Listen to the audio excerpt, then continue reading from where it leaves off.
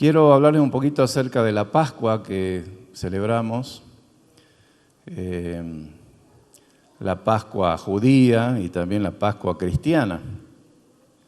Aunque en la Biblia se nombra mucho más a la Pascua judía y algunas referencias en la iglesia primitiva cristiana acerca de la Pascua. Nos habla la Escritura que en ese momento que Israel estaba cautivo en Egipto y los israelitas se lamentaban porque tenían que hacer trabajos muy pesados, eran esclavos de ese imperio enorme, grande que era Egipto en ese entonces. Y dice la Escritura que el clamor del pueblo de Israel subió hasta la presencia del Señor. Y entonces ese clamor produjo una decisión de parte de Dios porque ellos estaban esclavos en la tierra de Egipto y a causa también de su propio pecado, como a veces nos pasa a nosotros también, que a causa del pecado somos esclavos, ¿no? De muchas cosas, pero Dios quiere liberarnos, Dios siempre quiso liberarnos. Yo pensaba desde el principio, cuando Dios crea a Adán y Eva y los creó para que estén junto a Él y que disfruten de este mundo maravilloso que Él creó, pero bueno, ellos se alejaron de Dios, desobedecieron a Dios y empezaron a ir las cosas mal, como a veces nos pasa a nosotros también cuando nos alejamos de Dios. Dios no quiere que estemos lejos de Él, nunca. Todo lo contrario, Dios quiere que nos acerquemos a Él. Y entonces, desde allá, desde el principio, ya Dios, viendo la situación del hombre, comenzó a pensar, ¿no?, en un plan para poder rescatar la humanidad porque se había alejado de Él. Y ya vemos desde el principio, con los hijos de Adán y Eva, Abel y Caín, que Abel ofrece un sacrificio a Dios de un cordero. Un cordero que tenía que ser perfecto, sin mancha, y Dios se agradó de ese sacrificio. Y a lo largo de la historia vemos los sacrificios que eran ofrecidos a Dios para remisión de los pecados, para que Dios perdone los pecados de la gente, especialmente del pueblo de Israel. Porque indefectiblemente la raza humana comenzó a pecar, ¿no?, desde allá, desde el Edén, y siguió pecando. Y no se pudo liberar más de la muerte esa que produce el pecado, porque el pecado no solamente nos aleja de Dios, sino produce muerte espiritual y física. Pero Dios no quiere eso para nosotros, Dios no quiere la muerte para los hijos de Él, ni para las criaturas de Él, todo lo contrario, Dios quiere que seamos bendecidos, que tengamos una vida nueva, una vida eterna. Entonces fue Dios que comenzó a pensar ese plan para poder acercarnos a Él. Y como Dios es justo y la paga del pecado es muerte, alguien tenía que pagar ese precio, y en la antigüedad los que pagaban eran los hombres a través de esos sacrificios. En realidad la muerte tendría que ser para nosotros, o las personas que habían pecado, pero bueno, Dios le daba esa opción al ser humano de que haya como un reemplazo, que alguien pague ese pecado. Y entonces los sacrificios de los corderitos sin mancha se realizaban en el antiguo Israel. El sacerdote lo hacía para poder que esa sangre derramada pueda pagar el precio del pecado del ser humano. Y vemos cómo también en la antigüedad, estando el pueblo en Egipto, Dios le manda a sacrificar el cordero pascual, porque Dios, escuchando ese clamor, como les decía al principio, del pueblo de Israel, dijo, bueno, voy a liberarlos de esta esclavitud después de tantos años que han sido esclavos, voy a sacarlos de Egipto. Y todos conocemos la historia, ¿no?, de las 7 plagas de Egipto, y la última que fue que todos los primogénitos de esa nación iban a morir, excepto aquellos que sacrificaron un cordero y con esa sangre pintaran la puerta, el dintel las paredes de la entrada de la casa. Y esa noche el ángel iba a pasar, el ángel de la muerte que venía para llevarse a todos los primogénitos, iba a pasar y donde viera esa sangre no iba a entrar, no iba a haber muerte en ese hogar, en esa casa. Así que Dios manda a Moisés que sacrifiquen el cordero y celebren la Pascua, y de ahí empezaron ellos a salir. El faraón le da la opción, la libertad de poder irse de esa tierra de esclavitud hacia su tierra donde ellos pertenecían. Y Dios le manda entonces que sacrifiquen un cordero en cada familia, que lo coman, y hay varias instrucciones, tenían que comerlo parados, apresuradamente. Y todo eso que se realizó, que en ese momento antes de salir de Egipto, lo recordó el pueblo de Israel durante toda la historia, mientras pudo y mientras tuvo la ley en sus manos, lo recordó y lo celebró. El día de la Pascua, que recuerda cuando ellos salen de Egipto como esclavos. Ya no esclavos, sino libres, ¿no? Y entonces ese era el Cordero Pascual. Pero hoy quiero hablarles acerca, esto fue una pequeña introducción solamente para aquellos que quizás no conocen la historia, de dónde viene la Pascua, y Pascua significa pasaje, cuando Dios pasó, ¿no? Y también el pasaje nos recuerda cómo Israel pasó por las aguas del mar, el mar se abrió en dos, el mar Rojo, y pasó el pueblo de Israel. Imagínense que un mar se abra, era algo tremendo, nunca se había visto algo así. Dios hace ese milagro, ¿no? Usando la vida de Moisés para que se abra el mar, porque si no se abría ese mar, estaba el ejército de los egipcios, porque Faraón, después que los dejó, parece que recapacitó y debe haber pensado, bueno, ahora no tengo quien me sirva el té, quien me limpie la casa, porque todos los trabajos así duros los hacían los israelitas, eran esclavos, eran sirvientes de los egipcios. Yo me imagino así que cuando se levantó el Faraón no había quien haga las cosas, porque ya no estaban los israelitas para servirles como antes. Imagínense usted que tiene, por ejemplo, si alguno de ustedes tuviera 1, 2 o 3 servidores, ¿no?, en la casa, y depende de ellos quién le lave el auto, quién le corte el pasto, quién le cocine, le limpie. Bueno, quizás no tenemos muchos así, pero hay personas que tienen, ¿no?, así, gente que les ayuda, y que de repente no venga ninguna de esas personas y todo lo tenga que hacer usted. O que usted está acostumbrado a que cuando, un ejemplo común, ¿no?, que nos pasa a veces, nos acostumbramos a los artefactos que nos ayudan en la casa, que no le ande el microondas, no le ande la tostadora, no le ande el lavarropa, y uno se siente como que, uy, ¿qué pasó? Ahora tengo que hacerlo todo de otra manera. Yo me imagino que al faraón también le debe haber pasado algo así. Se levantaron ese día y dijeron, no tenemos quien nos ayude, quien nos sirva. No, ¿qué cosa? ¿Cómo se me ocurrió darle la libertad a estos israelitas para que se vayan? Y se arrepintió el faraón y fue a perseguirlos para traerlos de vuelta como esclavos o para matarlos, porque se iba a hacer una guerra, ¿no?, ahí Y entonces los israelitas ya habían salido con todas sus pertenencias, con todas sus familias, con sus animales, con las alhajas, el oro, todo lo que ellos tenían y que también el faraón les había entregado. Tenían el mar adelante, no sabían para dónde cruzar, para dónde ir, y el ejército que venía atrás. Dios hace un milagro tremendo a través de la vida de Moisés, abriendo las aguas de ese mar para que ellos crucen. Cuando vinieron los egipcios se cerró el mar y murieron, todo ese ejército murió ahogado con sus carros, que eran, dicen, muy vistosos, muy lujosos, ¿no?, con adornos y con armas y todo, perecieron en esas aguas del mar que se cerró cuando ellos pasaron. Israel recuerda hasta el día de hoy, ¿no?, la Pascua, de cuando Israel salió de Egipto libre de la esclavitud. Pero eso es solamente como en este día como una antesala o una explicación breve de por qué se celebra la Pascua, que significa, como ya dije, pasaje. cuando Dios pasó y también los israelitas salieron de Egipto.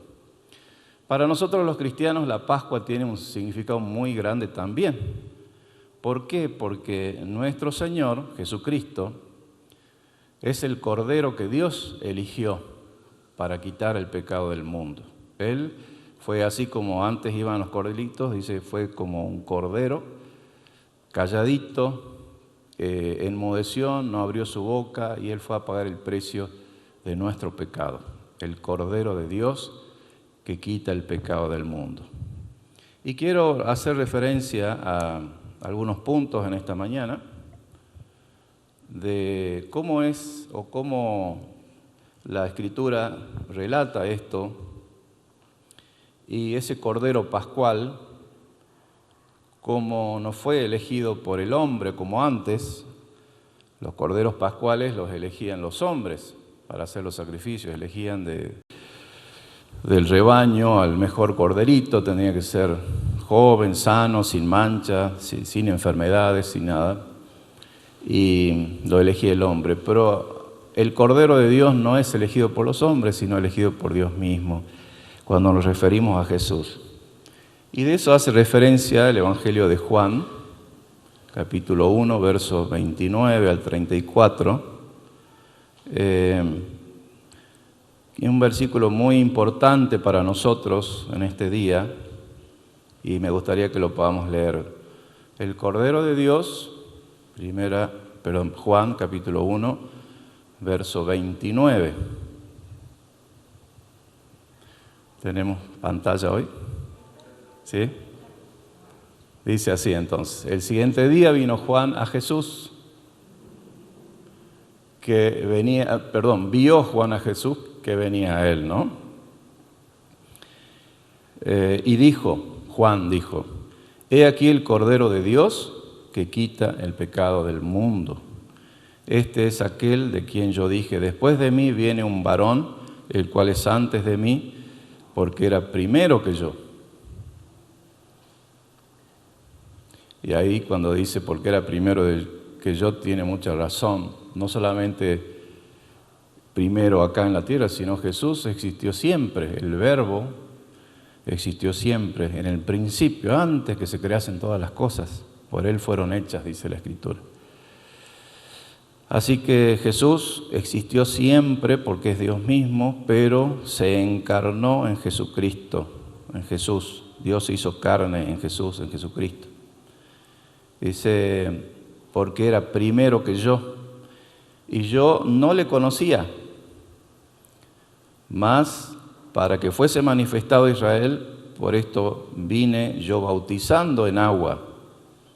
También dio Juan testimonio diciendo, vi al Espíritu que descendía del cielo como una paloma, o como paloma, y permaneció sobre él, y yo no le conocía.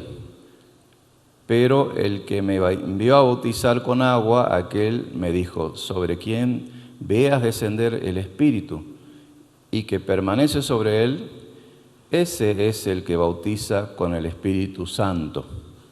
Y yo le vi y he dado testimonio de que este es el Hijo de Dios. Wow, digo yo, qué declaración más. ¿Cómo que no le conocía? Porque pensamos, bueno, ellos se conocían porque habían nacido, ¿no?, en la zona y también tenían cierto, podríamos decir, como parentesco. Pero acá Juan se refiere a que quizás Juan no había dimensionado quién era ese hijo del carpintero, que no era solamente un ser humano como cualquier otro, sino acá Juan el Bautista hace una declaración importantísima, que Dios mismo da testimonio de que es el Hijo de Dios. Y aquel al que dice se le presente, ¿no?, es esa paloma, que permanezca sobre él, este es el que bautiza, no con agua solamente, sino con el Espíritu Santo, el Espíritu mismo de Dios, que es la tercera persona de la Trinidad. Dios Padre, Dios Hijo, y la tercera persona, la deidad, el Espíritu Santo. Únicamente Jesús puede bautizar con el Espíritu Santo. Nosotros nos bautizamos en agua, cuando creemos como testimonio de nuestra fe, pero es Jesús quien bautiza con el Espíritu Santo. Él fue el que les impartió el Espíritu Santo a los discípulos. Dice que sopló sobre ellos y fueron llenos del Espíritu Santo. Después vemos otra manifestación del Espíritu Santo en Pentecostés, cuando fueron repartidas como llamas de fuego, ¿no?, sobre cada uno de los creyentes. En ese entonces, los 120 primeros creyentes. Así que para nosotros, para usted y para mí, debemos meditar hoy en este versículo y en este testimonio de Juan el Bautista que dice: y yo le vi y he dado testimonio de que este es el Hijo de Dios.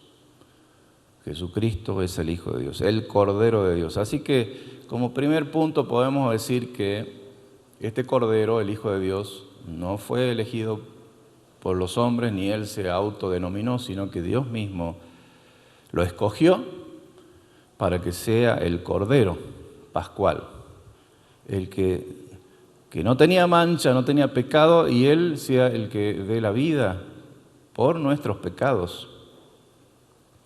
En Lucas 9:35 vemos también una frase que dice: y vino una voz desde la nube. Esto era cuando estaban en el monte de la transfiguración, se llama este párrafo, cuando Jesús le lleva a 3 de sus discípulos a un monte y Él se transfigura, ¿no? Dice que sus vestiduras empezaron a ser blancas y reflejaban una luz como más fuerte que la del sol, que no se podía ni mirar casi. Y ahí se encontró Él con 2 seres también así celestiales y hablaba con ellos. Y en esa experiencia que tuvieron los discípulos, que quedaron atónitos y mareados, no sabían qué es lo que pasaba, escucharon esta voz, que es lo que dice acá en Lucas 9:35, y vino una voz desde la nube que decía... ¿Qué decía la voz? Este es mi Hijo amado, a Él oíd. Y por eso estamos hoy acá nosotros. Amén. Porque estamos escuchando lo que Dios tiene para decirnos a través de Jesús. Y Jesús es Dios también, ¿no?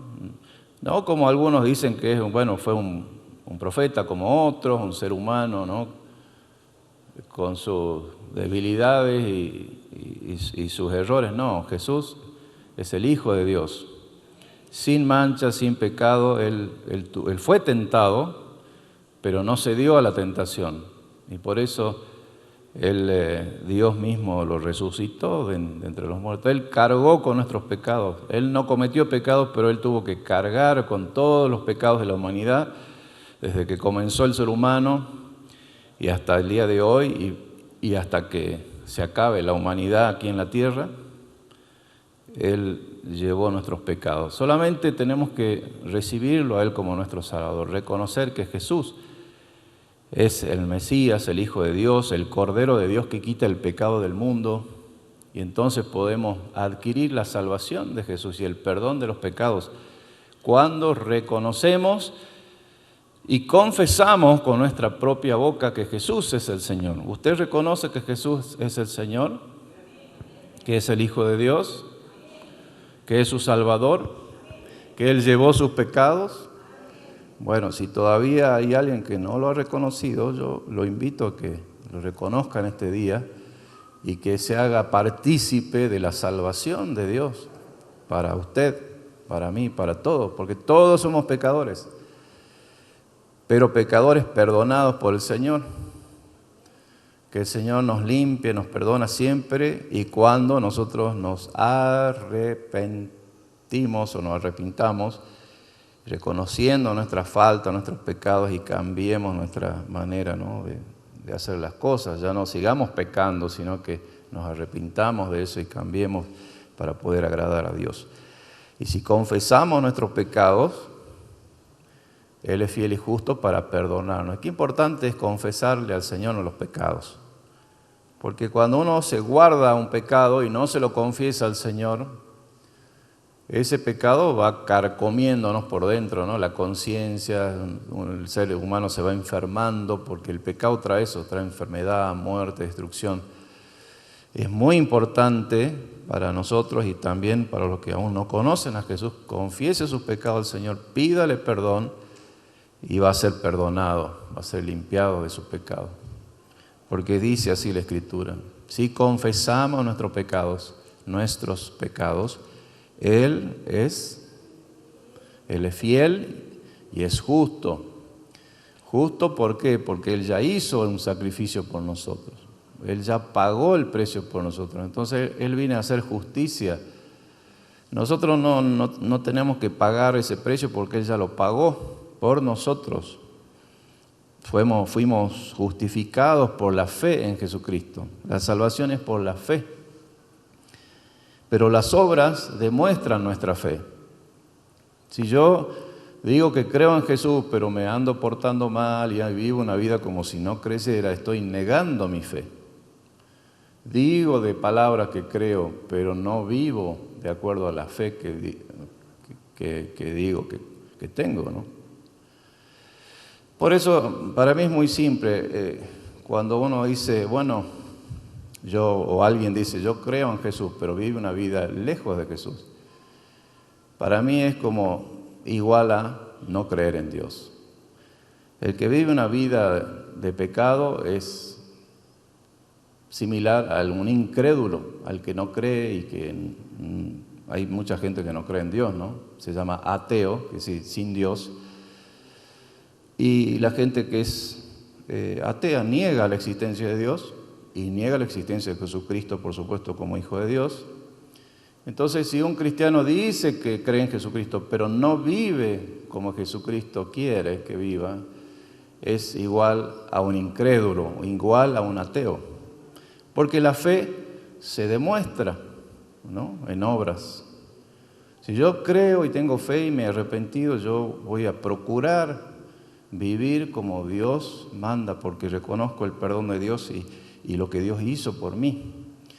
Y me esfuerzo. Puede ser que me equivoque o que vuelva a cometer algún pecado, pero por eso es importante el arrepentimiento. Yo siempre digo eso, que debemos analizarnos, ya no vivir como antes, sino tratar de agradar a Dios en todas las cosas.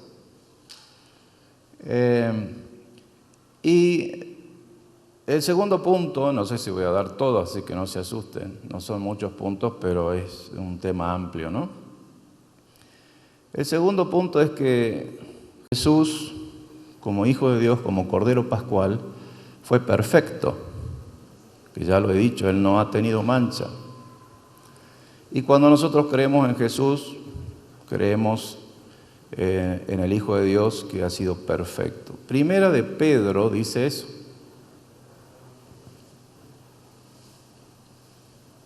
Que hemos sido nosotros rescatados.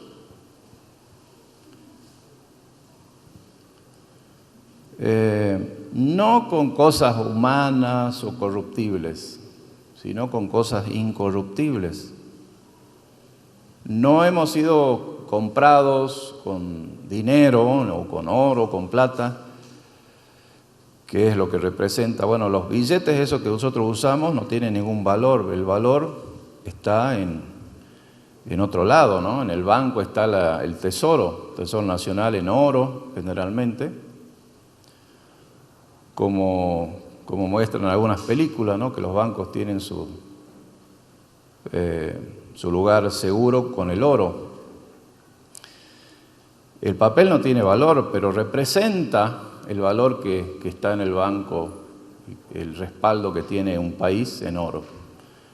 Y nosotros no fuimos comprados con dinero, con oro, con cosas así que son corruptibles, aunque el oro es una de las cosas que menos se corrompe porque resiste el sol, el agua, los ácidos.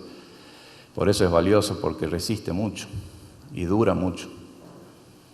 Pero el oro también se puede arruinar, se puede perder, se puede destruir, ¿no?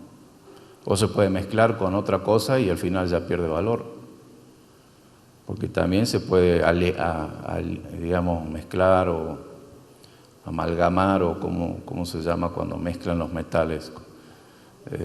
Hace una aleación, ¿no? El oro se puede aliar con cobre, se puede aliar con plata. Y por eso cuando uno va a comprar una joya, dice, ¿este oro de cuántos quilates es? ¿De 18, de 24? Bueno, cuanto menos metal tenga que no es oro, es más valioso. Cuando el oro es más puro, es más valioso. Pero cuando está mezclado con plata o un porcentaje alto de plata o de cobre, bueno, ya no tiene tanto valor. ¿Por qué? Porque el oro es algo creado y es corruptible. Y 1 Pedro capítulo 1, verso 18, dice esto, si lo podemos poner ahí en la pantalla. Sabiendo que nosotros, que ustedes, que yo y ustedes, y todos los que creemos en Jesús, fuimos rescatados de nuestra vana manera de vivir. Ahí nomás tenemos para hacer una prédica, la vana manera de vivir. ¿Qué es vanidad? Bueno, los pasajeros, lo que hoy está y mañana no está. Nuestra vana manera de vivir es la manera que viven los que no conocen a Dios. Bueno, vivamos, total, mañana ya no va. Si nos morimos se terminó todo y ya pasó todo.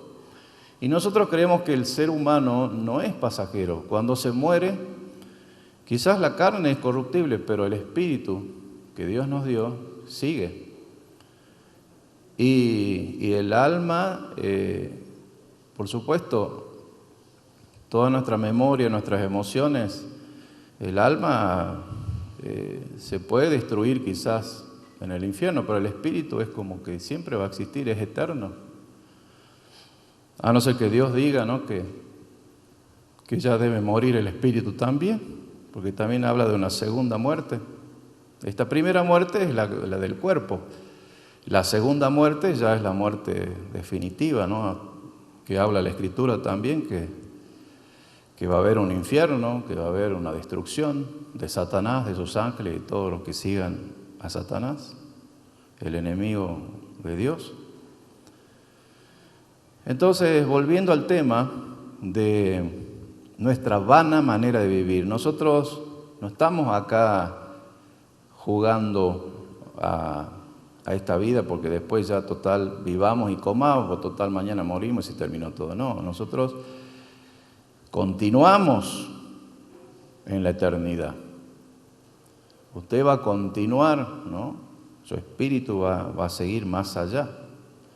Esto es como un pasaje que nosotros estamos pasando por este mundo, por esta tierra, pero hay toda una eternidad donde viviremos con el Señor si tenemos la salvación, la vida eterna, o viviremos sin Dios en las tinieblas, o en la oscuridad, o en la destrucción, o de acuerdo a nuestra propia decisión.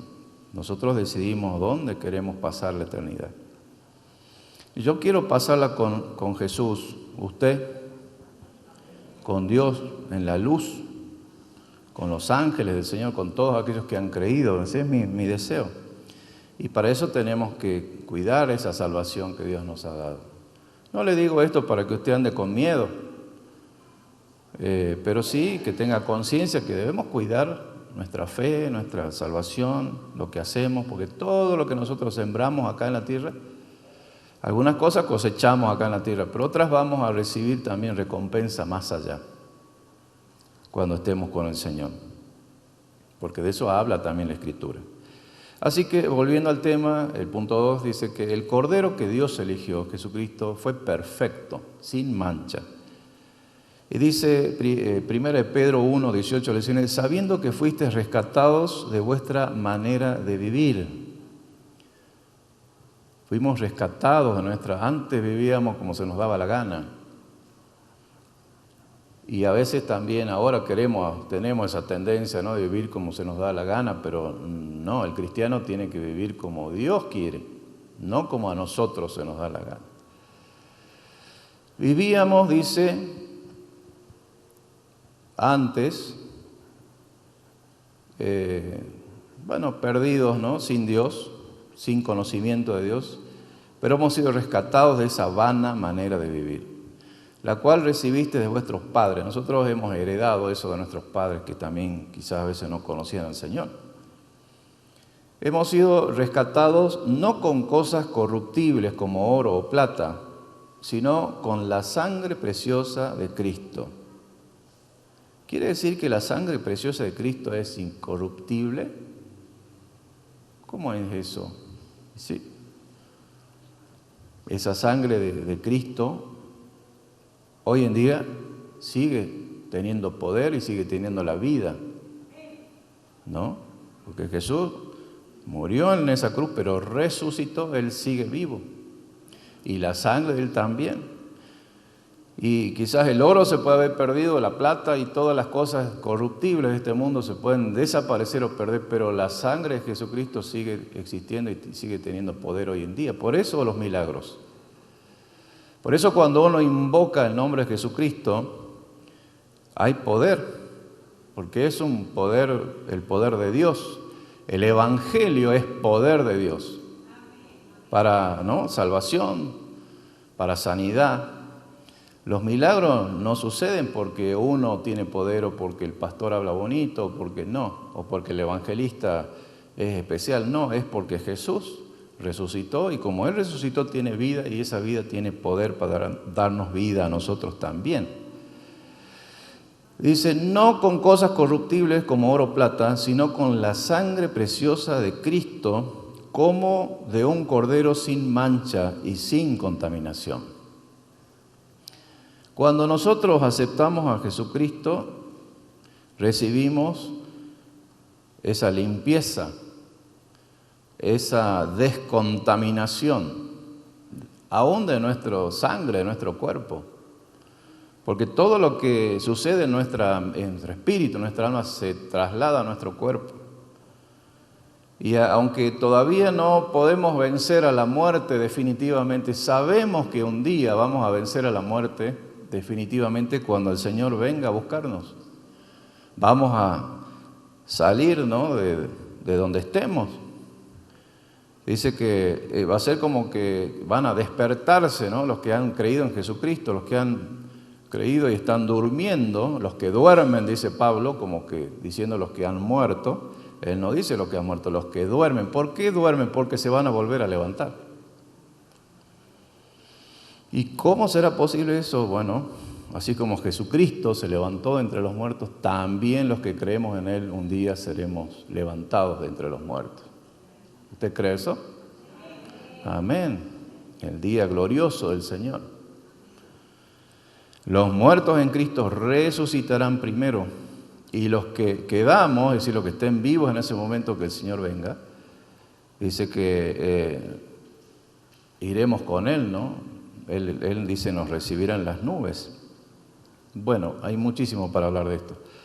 El tercer punto dice que Él fue inmolado, es decir, sacrificado, muerto por nosotros. Fíjense lo que dice Isaías 5:35, porque Él tuvo que sufrir por nosotros, ¿no? Isaías, 53, perdón. Parece que escribí mal acá, pero recuerdo que es.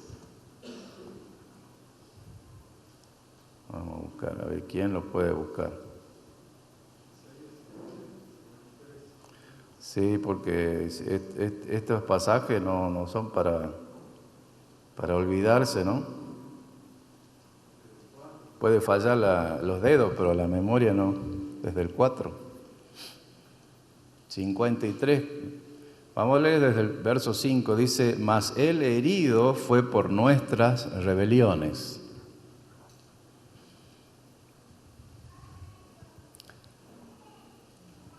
¿Usted es una persona rebelde o fue alguna vez una persona rebelde? Vio que a veces uno dice, che, pero ¿qué tengo? Ya sea en la familia, un hermano, un tío, un hijo, ¿qué rebelde? ¿Qué es rebelde? ¿Qué quiere decir? Que bueno, que se rebela, que no quiere hacer caso, que quiere seguir su propia manera de vivir, ¿no? Pero Él dice que Él fue herido por esas rebeliones nuestras.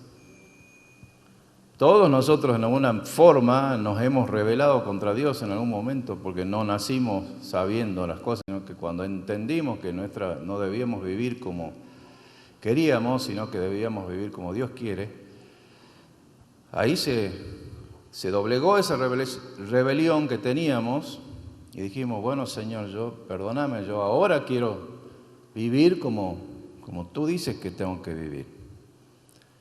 Y entiendo que tuviste que pagar un precio. Él fue herido por nuestras rebeliones, molido por nuestros pecados. Qué tremenda palabra, ¿no? Imagínense, molido, es decir, triturado por nuestros pecados.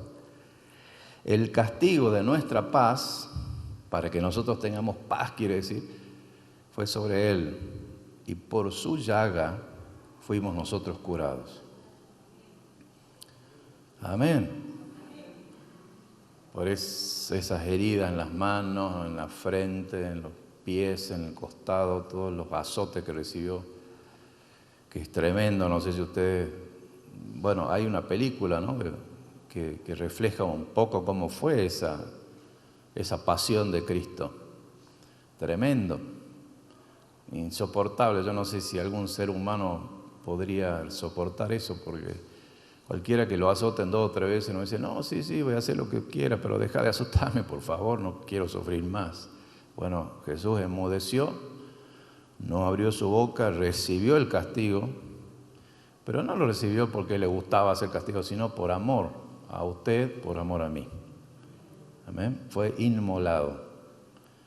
Angustiado él, dice, y afligido, no abrió su boca, el verso 7. Como cordero fue llevado al matadero, y como oveja delante de sus trasquiladores, enmudeció y no abrió su boca. Qué tremendo esto.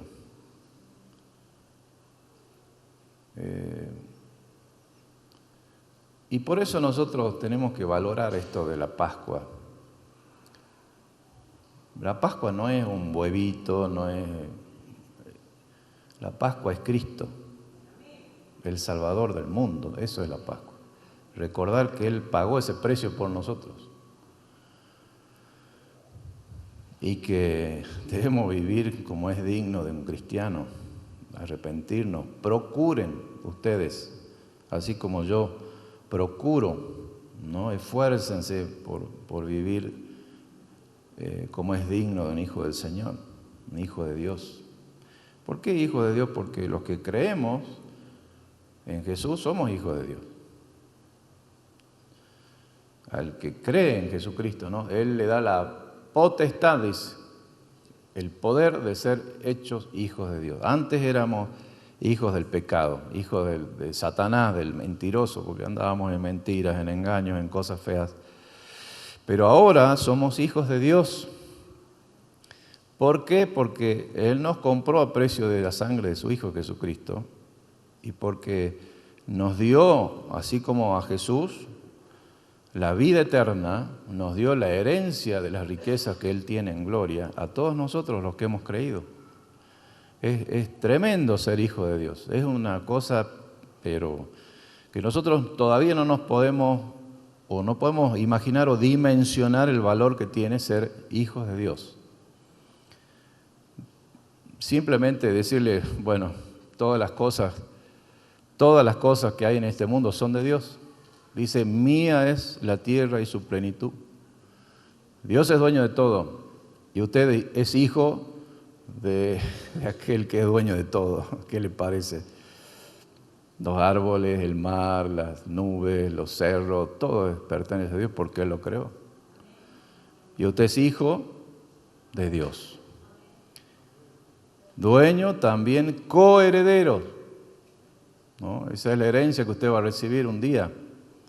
Ahora solamente tenemos la promesa de esa herencia, que es el Espíritu Santo en nuestra vida, como las arras del Espíritu habla la Biblia. Tenemos una promesa, pero un día todo lo que el Señor creó también será nuestro. Así como le dijo el padre al hijo pródigo, ¿no?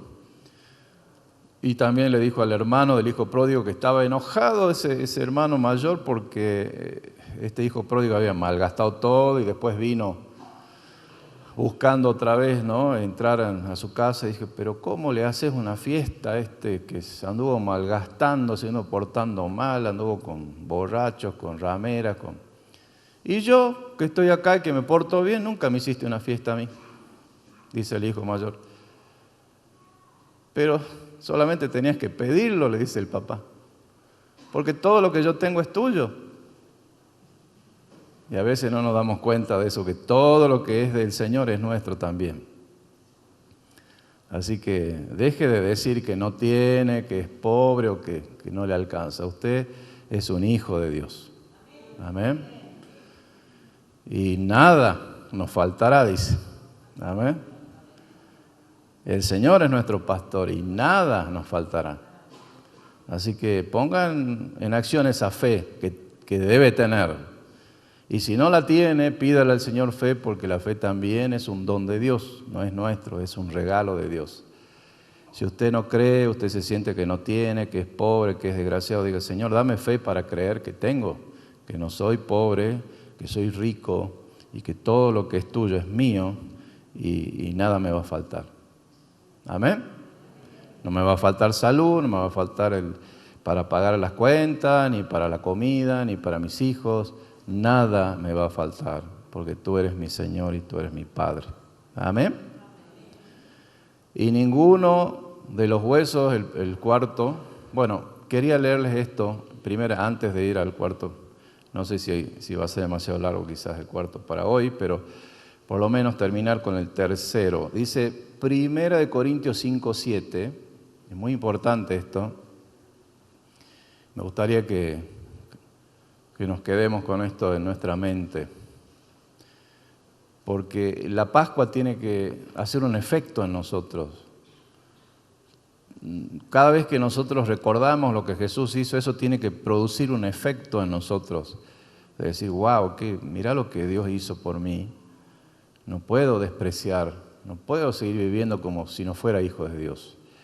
1 Corintios 5:7, ¿qué dice? Limpiados pues de la vieja levadura, para que seáis nueva masa. ¿De qué me está hablando? ¿De levadura, de masa? No entiendo. Sin levadura como sois, dice, porque nuestra Pascua, que es Cristo, ya fue sacrificado por nosotros. La levadura es lo que leuda la masa, ¿no? Allá está Miguel, él sabe bien de eso, ¿no? Y todas las mamás también que hacen pan en la casa y también algunos papás. Pero más las amas de casa saben de todo eso, de la masa y de la levadura, que si se le pasa o si le ponen poco.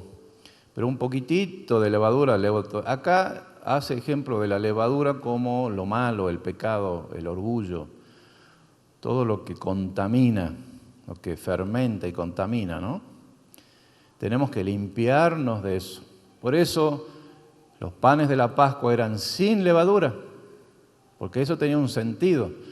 Y no solamente que no tenía que haber levadura en el pan, sino no tenía que haber levadura en ninguna parte de la casa. Tenían que sacar toda la levadura de su casa y que no existe levadura.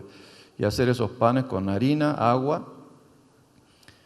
Y esos panes, claro, al no tener levadura eran chatitos, ¿no? Porque no se inflaban, no tenían esas burbujas dentro de la masa. No estaba leudado ese pan.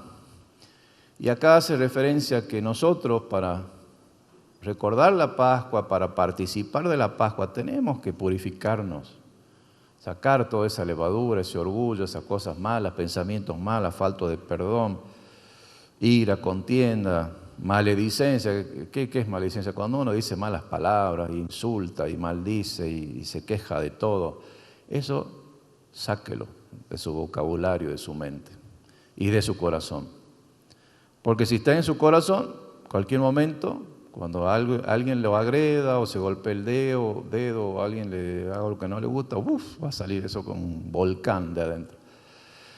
¿Por qué? Porque está dentro del corazón. Entonces pídale al Señor, le pidamos al Señor que Él nos limpie de toda levadura, de toda cosa que contamina. Limpiados, límpiense, sería la versión moderna, ¿no? Límpiense pues, dice, de la vieja levadura para que seáis nueva masa.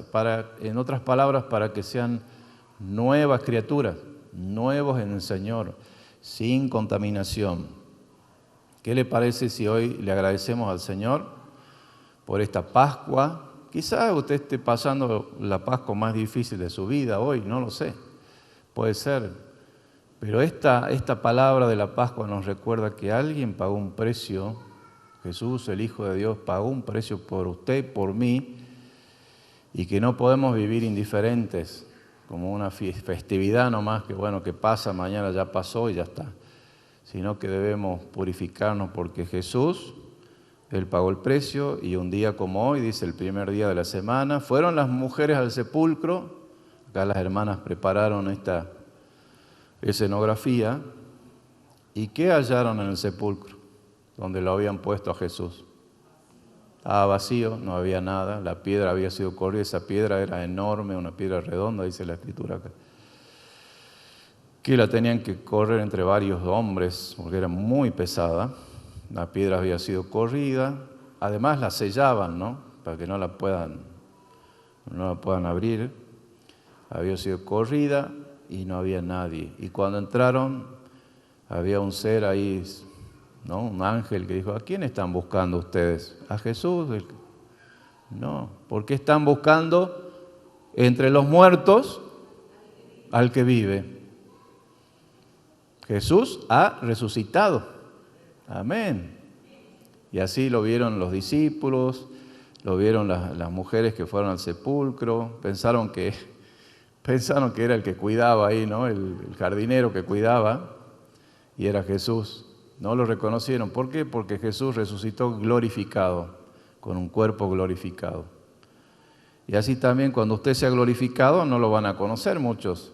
Así, ¿quién es esta persona tan joven, tan hermosa, tan linda? Bueno, es que usted está con un cuerpo glorificado, ¿no? Los que van a la presencia del Señor tienen eso, un cuerpo glorificado. Ya no es un cuerpo corruptible, ¿no?, de carne y hueso, pero es un cuerpo al fin, porque pueden comer, pueden hablar, puedes tocar y todo. Bueno, vamos a dar gracias al Señor en esta mañana. A veces uno como predicador tiene la tendencia de alargar los mensajes, pero es mejor cuando uno puede quedarse por lo menos con una idea y decir, bueno, ¿cuál sería la idea de hoy? Bueno, que Jesús pagó un precio, Él es el Cordero Pascual, y que soy hijo de Dios, que tengo todo lo que Dios tiene, soy todo lo que Dios dice que soy, y debo mantenerme limpio. Amén. Póngase de pie. Debo esforzarme, sacar toda la levadura, todas las cosas que contaminan mi mente, mi alma, mi corazón, procurar alcanzar, ¿no?, la bendición, la gracia de Dios. Porque cuando hay bendición, todo lo que es maldición, decreto de maldición se va. Dios saca toda maldición, ¿no?, de la familia, del trabajo, porque la maldición es como una cosa así que uno no la ve, pero está ahí. ¿Por qué viene la maldición? Bueno, viene por el pecado, viene porque hay gente que también con su boca maldice. Y eso en el mundo espiritual tiene cierto poder si uno no lo reprende, lo corta, lo saca, eso de la casa, de la vida de las personas. Eso va cada vez como envolviendo más a la persona. Por eso la Escritura dice que Él nos libró de la maldición del pecado. ¿Usted cree que ha sido liberado? Amén. Pero entonces, ¿por qué a veces nos sentimos como atados? Bueno, porque tenemos que limpiarnos, liberarnos de toda maldición. Con su boca usted diga, yo me libero de toda maldición, del pecado. Yo me declaro libre de toda maldición, de todo pecado, de toda influencia del diablo, de toda envidia, de todo rencor, de toda palabra que hayan lanzado en contra mío o contra suya. En el nombre de Jesús declaro victoria. Levante su mano. Declare victoria en el nombre de Jesús. Sí, pero yo soy un pecador. Bueno, pero pida perdón por su pecado. Dígale, Señor, perdóname, transfórmame, límpiame, Señor. Ayúdame a ser fiel a ti, a tu palabra. Bendice a mi familia en el nombre de Jesús. Usted órele al Señor y dígale eso al Señor. Señor, sana mi casa, sana mi tierra, sana mis relaciones, sana la economía, sana mi cuerpo, sana mi familia. En el nombre de Jesús me declaro libre. Dígale eso al Señor. Señor, yo recibo tu bendición en esta mañana. Padre del cielo, hemos leído tu palabra, hemos dicho lo que tu palabra dice y hemos creído en esta mañana que tú eres nuestro Señor, que has enviado a tu Hijo Jesucristo para limpiarnos de toda la maldición del pecado, de toda la enfermedad que nos asedia, este enemigo que